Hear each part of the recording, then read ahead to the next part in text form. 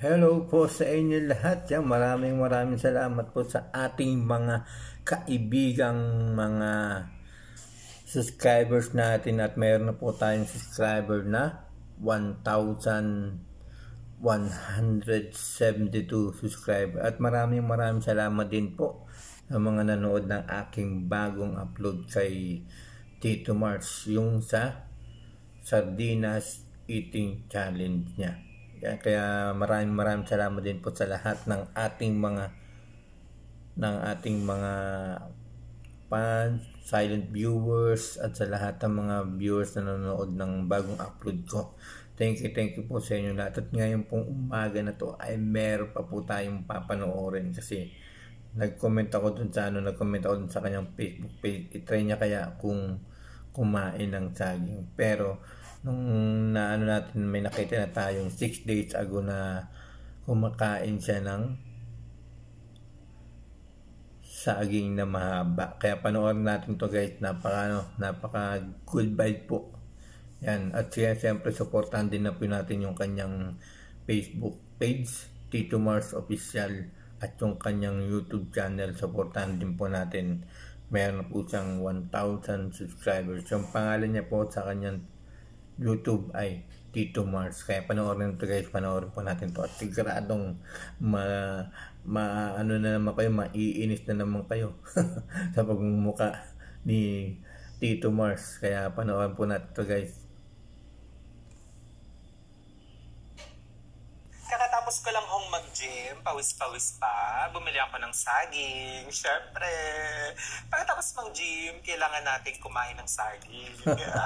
So, tuturuan ko kayo kung paano tamang pagkain ng saging. Bubuksan natin muna syempre. Oh. Laki ah. Tapos, subo niya na. Pambira. lang, isa ba? Ganto talaga. Grabe no. Kasyang-kasya sa kanyang bunganga eh. Kasyang-kasya sa bunganga yung ganong kalaking saging doon mga guys. Grabe. Ito yung hinihintay ko na gawin niya eh. Nakita ko, hinanap ko. Nag-scroll, nagpunta ako sa kanyang Facebook page, Tito Mars Official. Nakita ko nga yung saging na ginagawa niyang kahabang saging. Panoorin pa natin ulit guys. Una, bibig. Siyempre, bubukas yung bibig. Tapos,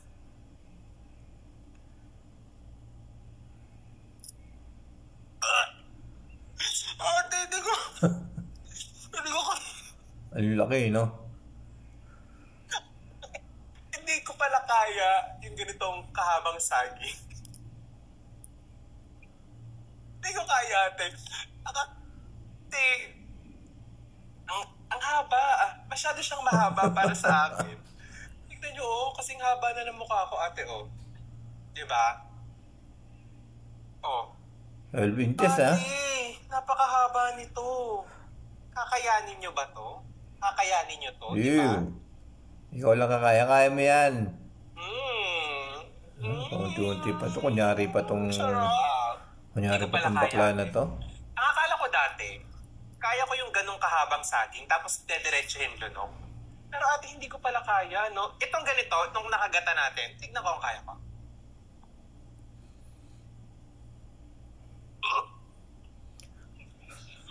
Kaya,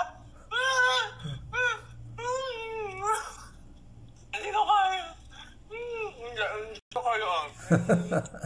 Malami pa to, Grabe sakto sa bunganga no, mga guys.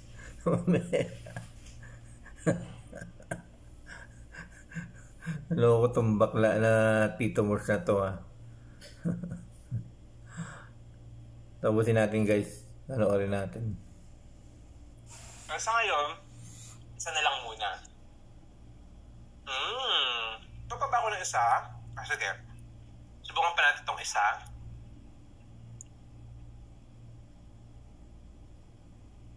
Yan. Ate, ito medyo mataba-taba to.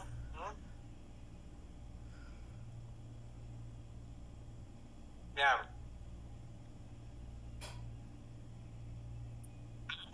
Ito na.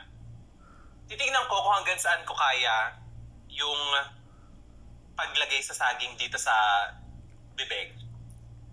Pag hanggang dito, ibig sabihin, mananalo ako ng 1,000 pesos. Papanalunan ko yung sarili ko ng 1,000 pesos, ha? Pag hanggang dito, ito, ayan. Ito yung line, Bilagyan ko kayo ng line, ayan. Go!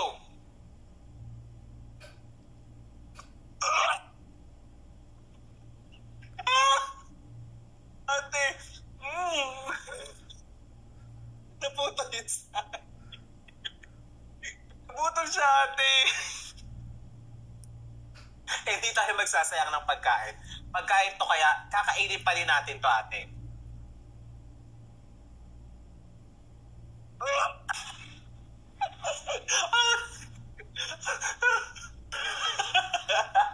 Bahala ka na nga dyan. Sino po sa mga nag-disappoint? Yan, kayo na po mag-guys. Kayo na po mag-guys sa, mag-judge kayo, Tito Mars. Grabe yung ginawa niyo, di ba? Saktong-sakto, no? Saktong-sakto yung pagkain niya ng pagkain niya ng bineni cake.